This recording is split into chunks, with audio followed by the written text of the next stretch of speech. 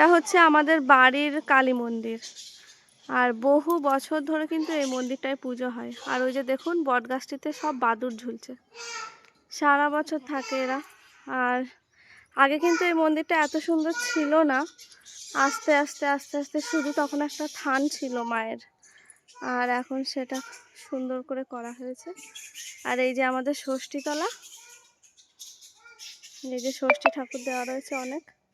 আর এটা হচ্ছে আমাদের পঞ্চাননতলা, আর এইটা হচ্ছে আমাদের বাঁশবাগান।